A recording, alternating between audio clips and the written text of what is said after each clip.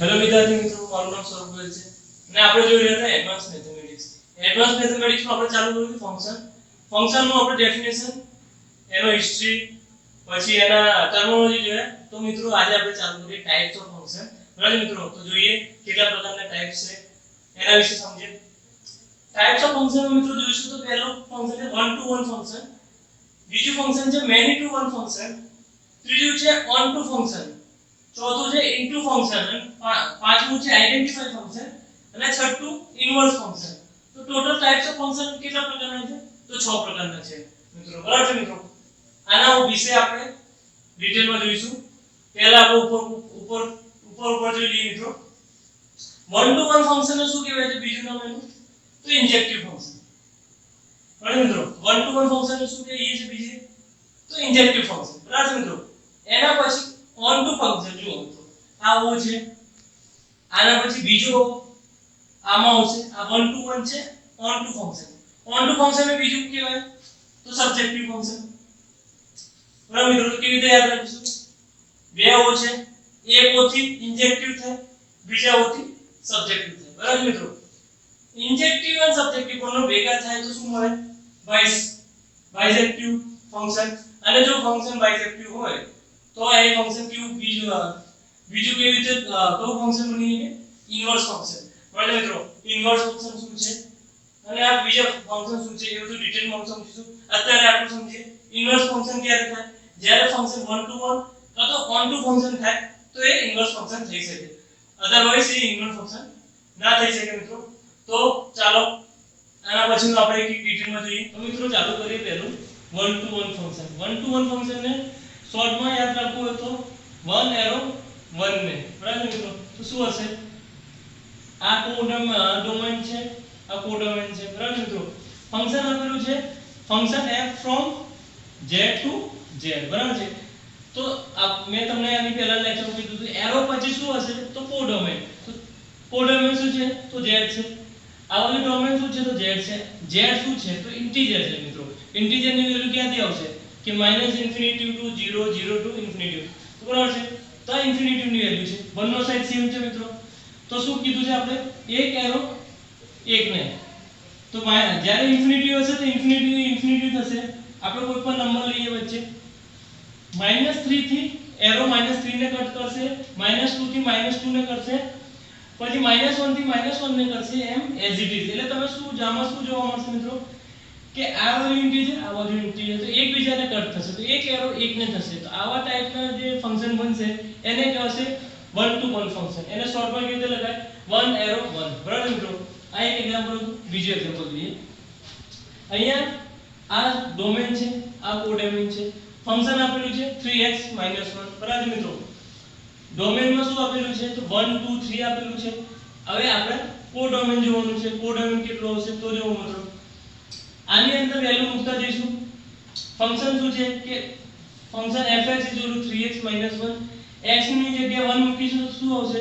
કે function 1 3 into 1 - 1 એટલે 2 answer આવશે. જ્યારે f ની જગ્યાએ x ની જગ્યાએ 2 મૂકીશું મિત્રો તો શું આવશે? 6 - 1 5 આવશે મિત્રો. f ની જગ્યાએ 3 મૂકીશું તો શું થશે? 3 into 3 9 - 1 તો 8 આવશે મિત્રો. તો શું મળ્યું? 2 5 8. આનાથી શું ખબર પડી? કે તમારો એક એરો નીકળ્યો એકને ટચ કરશે, બીજો એરો નીકળ્યો બીજાને ટચ કરશે, અને ત્રીજો એરો ત્રીજાને જ કરશે. મીન્સ એક એરોથી એક જ સામેવાળાને એને એ થશે. તો આવા ફંક્શનને શું કહેવાય છે? 1 to 1 ફંક્શન. ત્રીજો એક્ઝામ્પલ જોઈએ મિત્રો. 1 2 3 4 છે. બરાબર મિત્રો, ફંક્શન આપેલું છે x. જ્યારે ફંક્શન x આપેલું હોય અને સામે કોડોમેનમાં 1 2 3 4 છે તો શું આવશે? આન્સર જુઓ મિત્રો. x આપેલું છે તો x માં કોઈ પણ વેલ્યુ મૂકીશું, 1 મૂકીશું તો 1 આવશે, 2 મૂકીશું તો 2 આવશે, 3 મૂકીશું તો 3 આવશે, અને 4 મૂકીશું તો 4 આવશે. એનાથી શું થશે મિત્રો? 1 થી 1 એરો જશે, 2 થી 2 જશે, 3 થી 3 જશે, અને 4 થી 4 જશે. તો આવા જ્યારે ફંક્શન આવે કે એક એરો થી એક જ સામેવાળા ડોમેનનો જે એરો છે જે કોડોમેનને એક જ માણસને એ ટચ કરતો હોય કે એક જ એલિમેન્ટને ટચ કરતો હોય તો એને કહેવાય 1 to 1 ફંક્શન. આના પછીનું જોઈએ મિત્રો many to one function. 1 to many function. તો ચાલો મિત્રો સેકન્ડ ફંક્શન છે મેની વન ફંક્શન. બરાબર, મેની ટુ વન ફંક્શન કહી શકો છો. આને કેવી રીતે દર્શાવશે? તમે આને કહી શકો 1 to n નંબર્સ n કહી શકો, કાં તો બીજી રીતે તમે યાદ રાખવું હોય તો 1 to many. બરાબર મિત્રો, શું કહેવા માંગે છે સમજીએ. આ ફંક્શનમાં શું થાય, એની પહેલામાં શું જોયું કે એક એરો એકને જ એક એટલે ડોમેનનો એક એલિમેન્ટ કોડોમેનના એક એલિમેન્ટને જ કટ કરે છે. બરાબર મિત્રો, તો એક એલિમેન્ટ ડોમેનનો એક એલિમેન્ટ કોડોમેનના એક એલિમેન્ટને કટ કરે છે. 1 to 1 ફંક્શન કહેવાતું હતું. જ્યારે ડોમેનનો એલિમેન્ટ કોડોમેનના એટલે ડોમેનના બે એલિમેન્ટ કે બે કરતા વધારે એલિમેન્ટ કોડોમેનના એક જ એલિમેન્ટને કટ કરશે મિત્રો, ત્યારે એને કહેવાશે many one function, many to one function. બરાબર મિત્રો, તો કેવી રીતે સમજીએ. આ ડોમેન છે અને આ કોડોમેન છે. બરાબર મિત્રો, ફંક્શન શું આપેલું છે? Function from z to z. z to z આપેલું છે. z આપણને કોણ છે? ઇન્ટિજર છે. તો ડોમેન z છે, કોડોમેન z છે. બરાબર મિત્રો, એના પછી જોઈએ તો ફંક્શન x કરસ્પોન્ડન્સ આપ્યું છે. Function x x². બરાબર મિત્રો, હવે જોઈએ x² છે. જ્યારે આપણે એની વેલ્યુ મૂકીશું ફંક્શન x x² છે મિત્રો, જ્યારે આપણે વેલ્યુ 0 મૂકીએ ફંક્શન x ની વેલ્યુ 0 મૂકી તો x² ની વેલ્યુ શું હોય? 0. એટલે આ વેલ્યુ આમ જાય. બરાબર મિત્રો, પછી જુઓ ફંક્શન ની જગ્યાએ x ની જગ્યાએ 1 મૂકીએ મિત્રો, તો આન્સર શું આવે છે? 1 આવે છે. 1 શું આને કટ કરશે? 1 ને. f ની જગ્યાએ -1 મૂકીએ મિત્રો, તો -1 નો સ્ક્વેર 1 થશે. તો શું થશે? -1 કોને એ કરશે? 1 ને. એના પછી જોઈએ મિત્રો f ની જગ્યાએ સોરી x ની જગ્યાએ 2 મૂકીએ તો 2 નો સ્ક્વેર 4 થાય. તો સમજો કે 4 છે મિત્રો, તો આને કટ કરશું. અને f ની જગ્યાએ -2 મૂકીએ તો શું થશે? -2 પણ 4 ને કટ કરશે. એટલે એક એરો કેટલાને કટ કરે છે? એટલે બે એરો સામેના એલિમેન્ટ એક જ એલિમેન્ટને કટ કરે છે. જ્યારે પણ આવું એ બને, આવું ઇમેજ બને તો એને કહેવાય મિત્રો મેની વન ફંક્શન. આ જે આપણું મેથડ છે એને કહેવાય મેપિંગ મેથડ. આ એક મેપિંગ મેથડ બે મેથડ આવે છે ફંક્શનમાં. એક મેપિંગ મેથડ છે, બીજી એક મેથડ છે. બરાબર મિત્રો, તો આવી રીતે બે અલગ એરો સામે કોડોમેનના સેમ એલિમેન્ટને કટ કરે તો એને કહેવાય મેની વન ફંક્શન. બીજી એક્ઝામ્પલ જોઈએ મિત્રો. આમાં એક વસ્તુ ખાસ ધ્યાન રાખવાની છે મેની વન ફંક્શનમાં, જ્યારે પણ પાવર મિત્રો આવું ફંક્શન હોય કે z to z કાં તો રિયલ ટુ રિયલ એ બધામાં હોય મિત્રો, તો ખાસ આ બધું યાદ રાખવાનું છે આપણે કે જ્યારે પણ પાવર ઇવન હશે ત્યારે મેની વન ફંક્શન બનશે, જ્યારે પાવર ઓડ હશે તો 1 to 1 ફંક્શન બનશે. તો આ આનું હતું. એના પછી જોઈએ મિત્રો sin π/6 ની વેલ્યુ 1/2 થાય છે. સેમ sin π/6 ની વેલ્યુ 1/2 થશે. એટલે શું થયું? સેમ આમાં થયું કે બે વેલ્યુ સેમ થાય છે. તો આ શું બનશે? Many one function.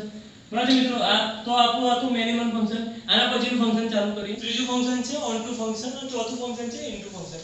શું ડિફરન્સ છે બંનેમાં એ સમજીએ. ઓન ટુ ફંક્શનમાં શું થશે મિત્રો કે જે કોડોમેનના એલિમેન્ટ છે, આપણે ડોમેનમાંથી જે ઇનપુટ આપ્યું ફંક્શન થ્રુ, તો જે આપણને આઉટપુટ મળ્યું જેને આપણે રેન્જ કહીએ છીએ, તો રેન્જ રેન્જમાં જે એલિમેન્ટ આવતા હોય સેમ એલિમેન્ટ તમારા કોડોમેનમાં મળે તો એવા ફંક્શનને શું કહેવાશે મિત્રો? On two function.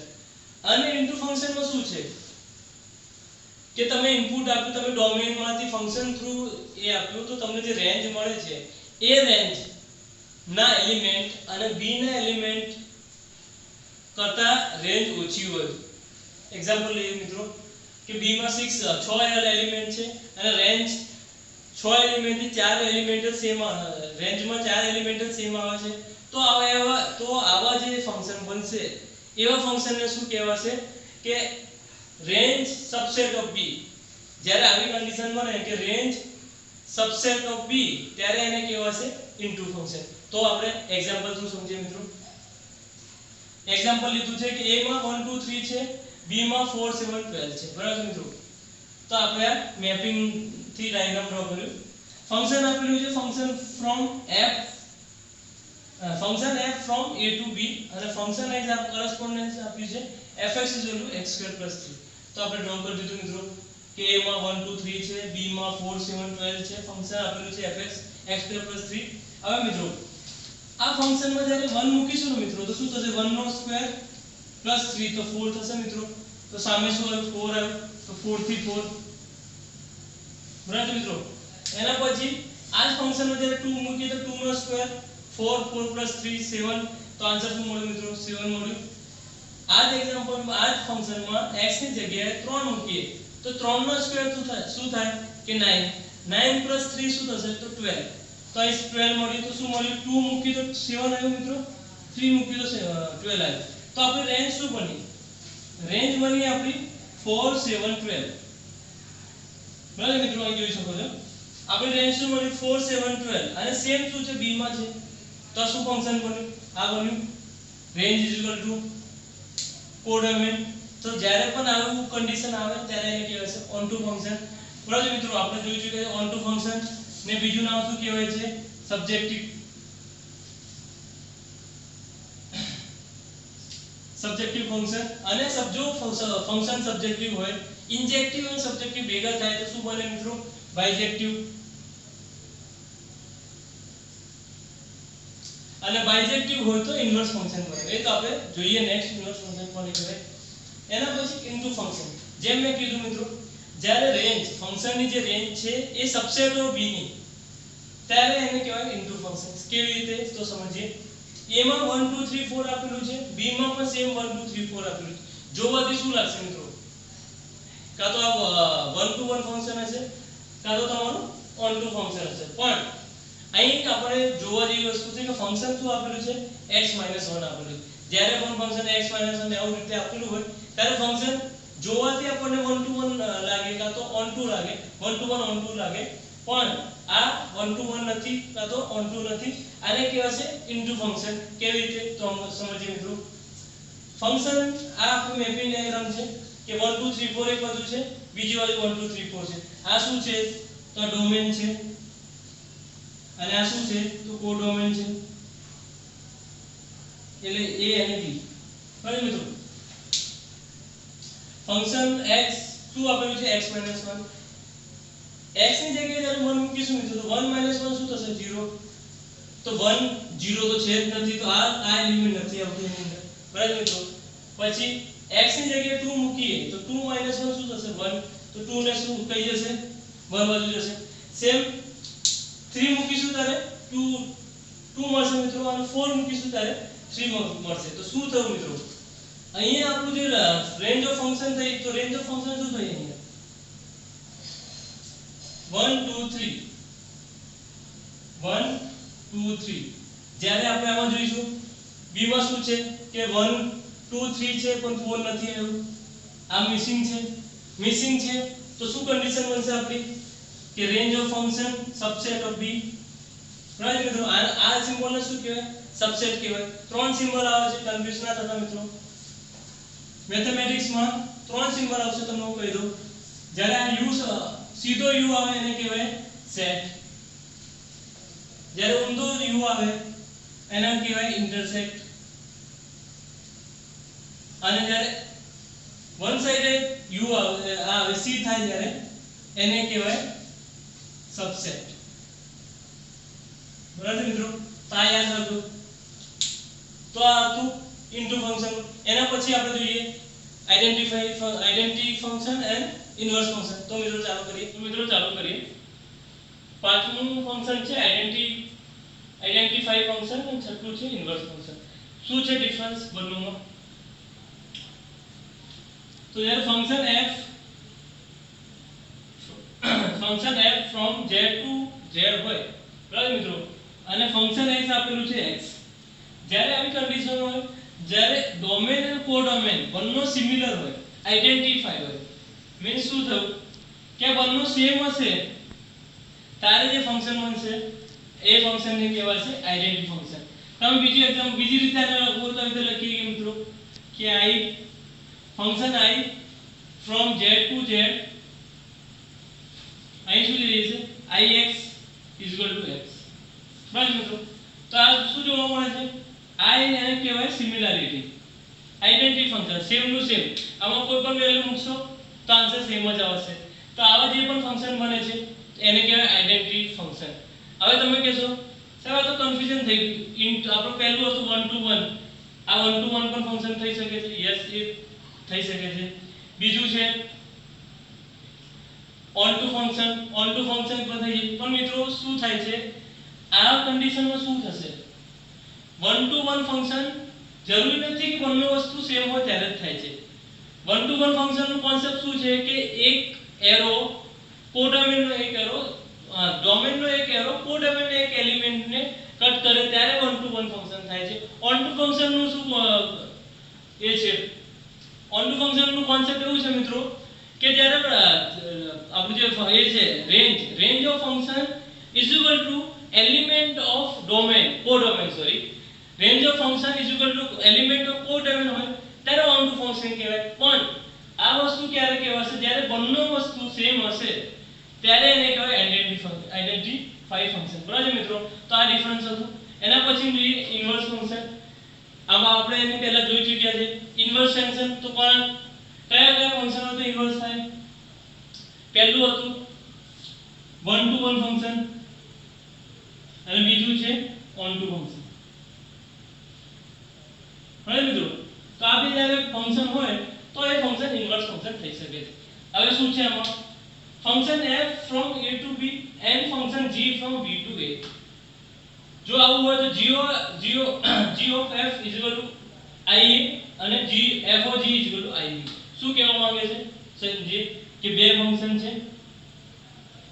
એક ફંક્શનમાં a b c code domain છે ને 1 3 4 કોડોમેન છે. બીજું ફંક્શન છે એમાં 1 3 4 તમારો ડોમેન છે ને a b c કોડોમેન છે. તો શું ડિફરન્સ આવે?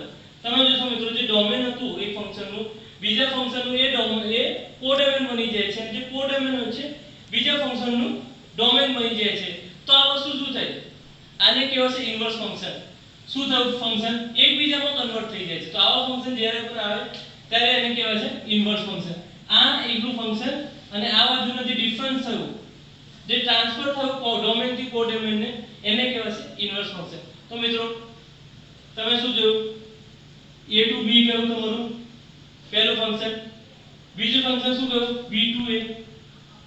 તો આ પણ તમે જોઈ શકો છો એકબીજાને પરસ્પર એ કરે છે પરસ્પર એલિમેન્ટ કરે છે. તો આવું જ્યારે પણ ફંક્શન બનશે મિત્રો એને કહેવાય છે ઇન્વર્સ ફંક્શન.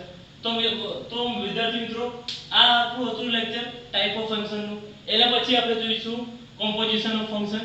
નેક્સ્ટ લેક્ચરમાં એ જોઈશું અને એના પછી આપણે એમસીક્યુ અને બીજા એક્ઝામ્પલ ચાલુ કરીશું. ત્યાં સુધી તમે અમારા વિડિયો જોતા રહેજો.